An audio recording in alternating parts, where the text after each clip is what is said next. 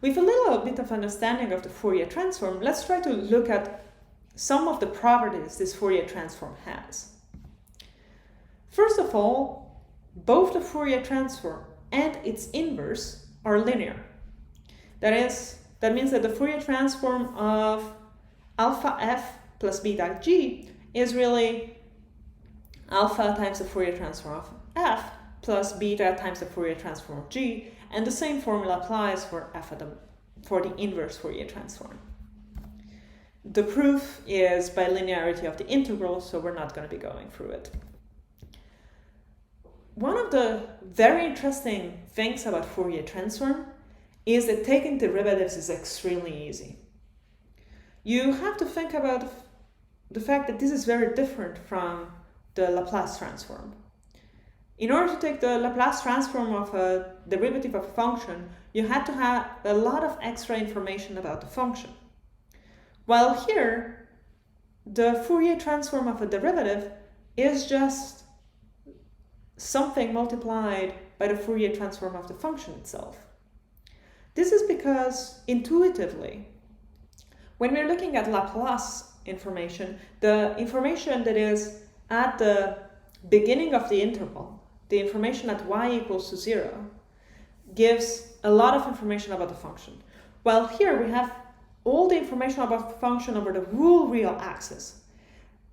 This kind of hints to the fact that Fourier transform has somehow more information about the function. It's more like the fact that we don't need initial conditions. We have the whole real axis going from minus infinity to plus infinity. We have some constriction on the decay of the function at infinity, and that is enough to not needing initial conditions. So looking at this property, the Fourier transform of the nth derivative of f is equal to the Fourier transform of f times I omega power n. Remember, omega is the variable of f hat. So omega changes. Let's try to prove it.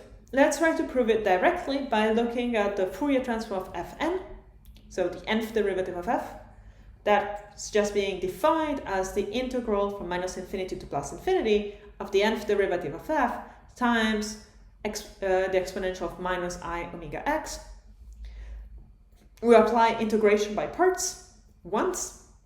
So this integral can be rewritten as the integral from minus infinity to plus infinity of exponential of minus I omega x dfn plus 1 x.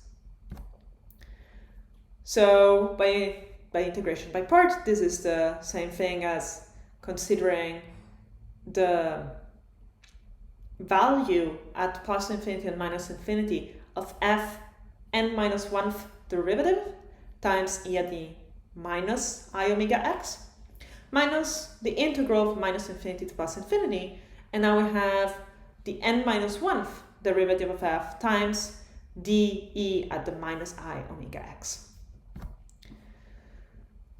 Let's look at this function that we want to compute at minus infinity and plus infinity. Does it make sense? Well, e at the minus I omega x, it's a complex exponential with no real part, so it's a sum of sine and cosines, and it's always bounded by 1, either plus 1 or minus 1, but it doesn't go to infinity in any way or form. While the n minus 1th derivative of f decays to 0 at infinity. Now we have said that f decays to 0 at infinity. Now I'm claiming that this means that all derivatives of f decay to 0 at infinity. I hope that makes sense, because if a function tends to be flat 0, all its derivatives also tend to be flat 0. So this term just disappears. It's equal to 0. So we're left with this new term. The minus disappear by taking the derivative of e at the minus I omega x. So we have that the Fourier transform of the nth derivative of f is I omega times this infinite integral of the n minus 1th derivative of f times e at the I omega x, that we can recognize as being itself the Fourier transform of f at the n minus 1 derivative. So by recursion, so applying this statement n times, none of what we did depended on n, so we can do that, we can retrieve the statement of our property. We can also approach it from a different way. Let's look at f of x as being the inverse Fourier transform of f hat omega. Then we write the inverse Fourier transform explicitly, and we differentiate both sides by x, n times. So we have the nth derivative of f on one side, and then we have the constant 1 over 2 pi, doesn't matter, and then we have d over dxn of the integral from minus infinity to plus infinity of f hat omega e at the I omega x. We move d over dxn inside the integral. We can do it because the bounds of the integral don't depend on x. So we have that now we have the integral from minus infinity to plus infinity of the derivative with respect to x n times of this function f hat omega e at the I omega x. But f hat omega doesn't depend on x, so we can just apply the derivative to e at the I omega x, and we retrieve e I omega at the power n. Now we have that the nth derivative of f is equal to the inverse Fourier transform of this thing, f hat omega I omega n. And we apply the Fourier transform on both sides. On the right hand side, f minus 1 and f cancel out. And this is how we retrieve the same statement. And here we don't need to use recursion in order to prove it. A third property of the Fourier transform that I want to talk about is the convolution. It's going to be a different definition of convolution, so bear with me a little bit. For Laplace, we defined the convolution in such a way that the inverse Laplace transform of the Laplace transform of f times the Laplace transform of g, we were using capital letters for that, is equal to the convolution of f and g. We want to retrieve the same interesting pattern. The possibility of applying the inverse transform to a product and retrieve something we know about, a convolution of two elements. So we're going to define a new transform, a new convolution, so that is compatible with the Fourier transform. So this happens to be, I'm going to define a new convolution. F convoluted g, evaluated at x, is equal to the integral from minus infinity to plus infinity of f computed at x minus xi times g computed at xi d xi. It's very similar to the Laplace transform, except that the bounds now are going from minus infinity to plus infinity. If this is a convolution that we defined, this new Fourier convolution, then it holds that the inverse Fourier transform of f hat times g hat is equal to the convolution of f and g. So let's prove it. Let's prove that if we define this new type of convolution, then we can switch products in the Fourier space to convolutions in the real space. And we do it by checking what is f hat times g hat.